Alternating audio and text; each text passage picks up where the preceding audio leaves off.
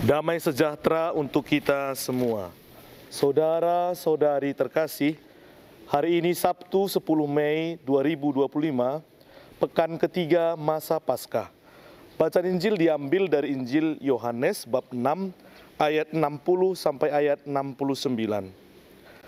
Sesudah mendengar semuanya itu, banyak dari murid-murid Yesus yang berkata, "Perkataan ini keras, siapakah yang sanggup mendengarkannya?" Yesus yang di dalam hatinya tahu bahwa murid-muridnya bersungut-sungut tentang hal itu, berkata kepada mereka, "Apakah perkataan itu mengguncangkan kamu? Bagaimana jika kamu melihat Anak Manusia naik ke tempat di mana ia sebelumnya berada? Rohlah yang memberi hidup, daging sama sekali tidak berguna. Perkataan-perkataan yang kukatakan kepadamu adalah roh dan hidup. Namun di antaramu ada yang tidak percaya." Sebab Yesus tahu dari semula siapa yang tidak percaya dan siapa yang akan menyerahkan Dia. Lalu Ia berkata, "Sebab itu telah kukatakan kepadamu, tidak ada seorang pun dapat datang kepadaku kalau tidak dikaruniakan Bapa kepadanya." Mulai saat itu, banyak muridnya mengundurkan diri dan tidak lagi mengikuti Dia. Lalu kata Yesus kepada ke-12 muridnya, "Apakah kamu mau pergi juga?" Jawab Simon Petrus kepadanya, "Tuhan, kepada siapakah kami akan pergi? Engkau memiliki perkataan hidup yang kekal.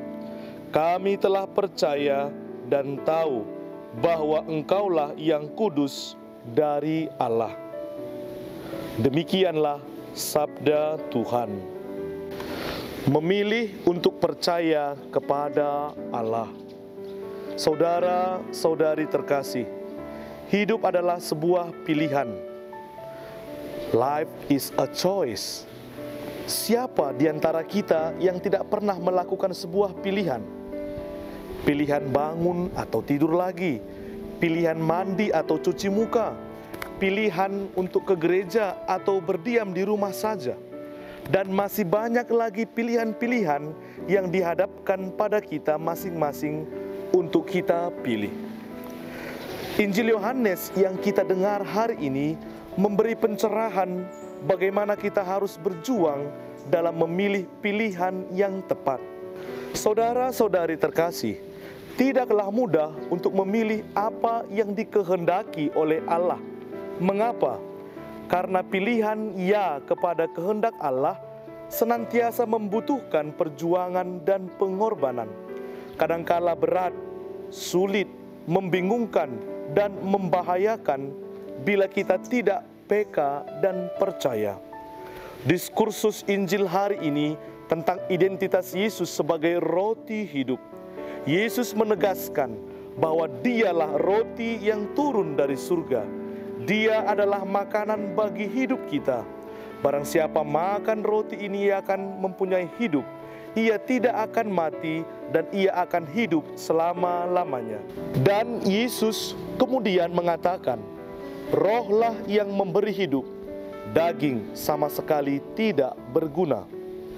Perkataan ini sangat keras, sulit dimengerti, menggoncangkan iman. Bagaimana mungkin Yesus yang ada di sini berbicara dan Dia yang telah memberi roti hidup, Yesus bisa dimakan? Apakah Dia sungguh bisa dimakan?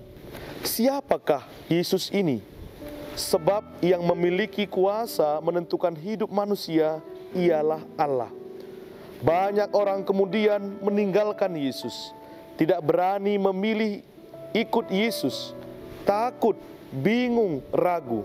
Semua ini terjadi karena mereka hanya berpikir tentang dunia, kedagingan, dan keduniaan semata.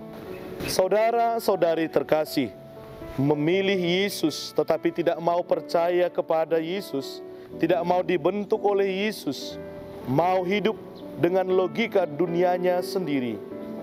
Ketika banyak murid mengundurkan diri dan tidak lagi mengikuti Yesus, Yesus kemudian berkata kepada ke-12 muridnya, "Apakah kamu tidak mau pergi juga?"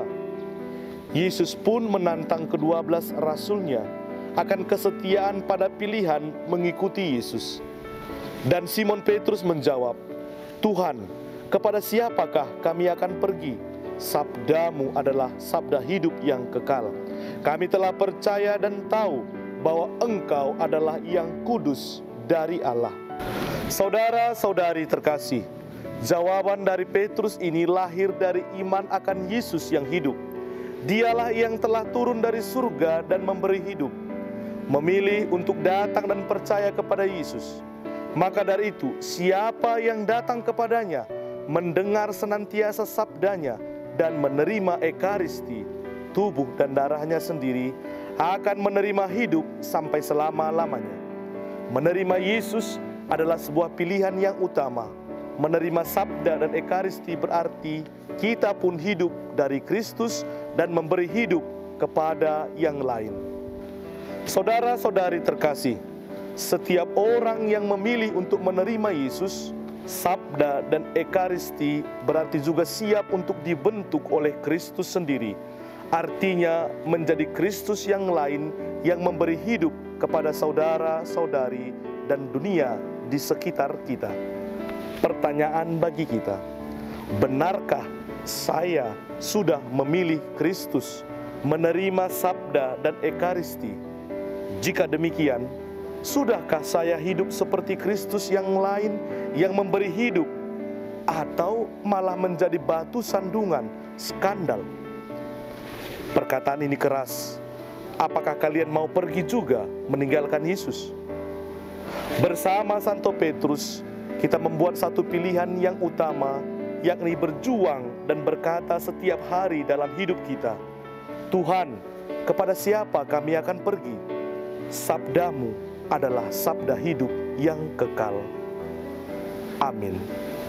Tuhan memberkati kita.